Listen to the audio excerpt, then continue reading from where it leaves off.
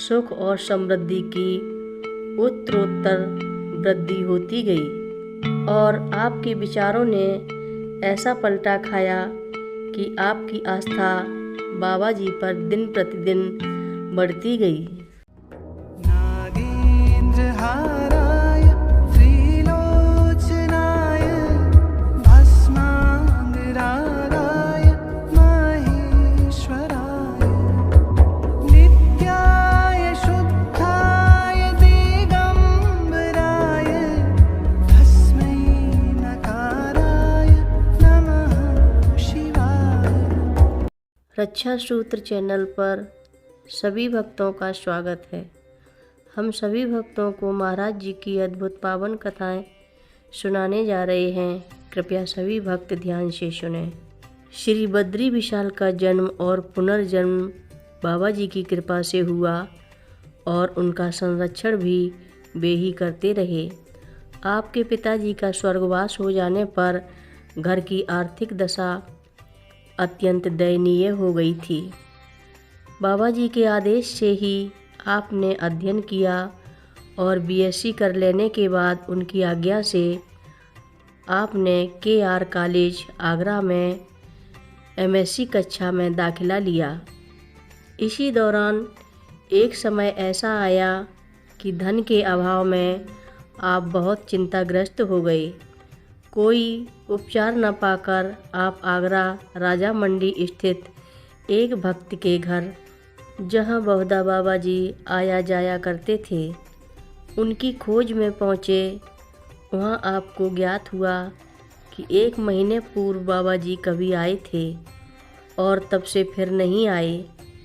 इस उत्तर से आप बहुत निराश और दुखी हो गए। आपने अंतःकरण में बाबा जी का ध्यान करते हुए आप मन ही मन कहने लगे, हे गुरुदेव, आप सर्वव्यापी हो, अंतर्यामी हो, मुझ पर दया करो। मैं आज आपके दर्शन के लिए ही आया हूँ।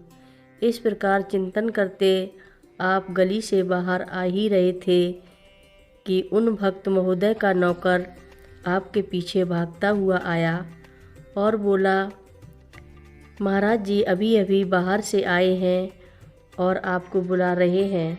आप लौटकर वहाँ गए और बाबा जी के आगे नतमस्तक हुए।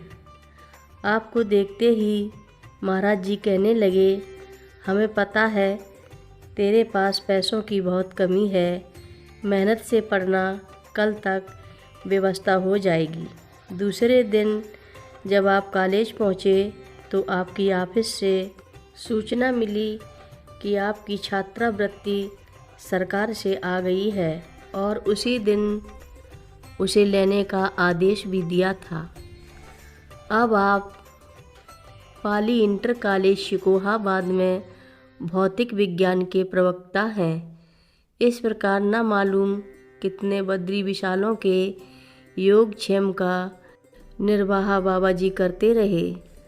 एक बार फिर आरंभ में जब महाराज जी का नैनीताल से आगमन हुआ और उनकी ख्याति घर घर में फैल गई तो आपने 1 या 2 बार उनके दर्शन किए थे।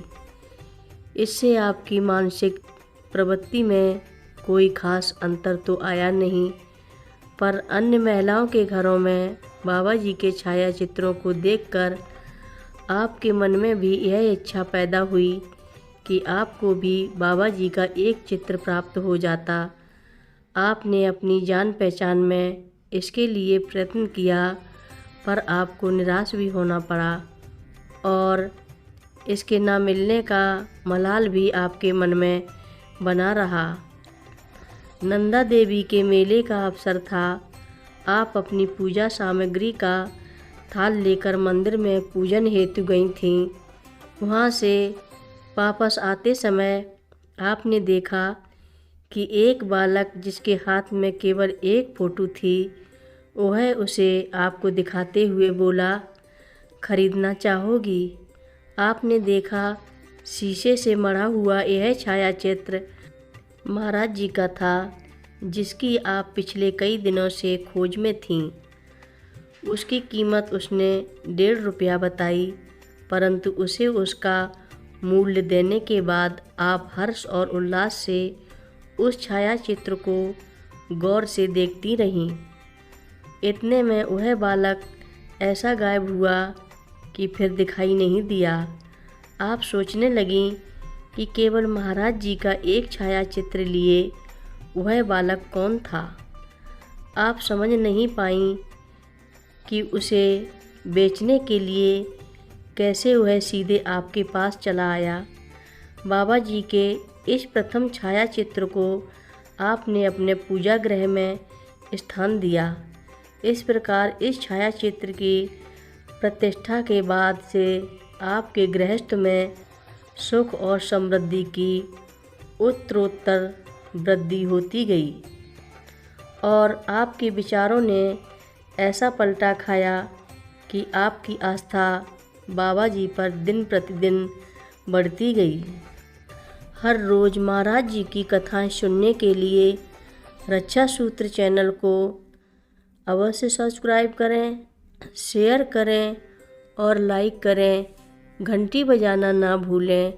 कमेंट बॉक्स में लिख भेजें, जय नीव करोरी बाबा जी महाराज।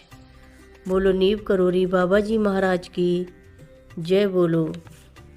अंग्रेजी में कथाएं सुनने के लिए रक्षा सूत्र इंग्लिश को अवश्य सब्सक्राइब करें। लिंक डिस्क्रिप्शन में उपलब्ध है।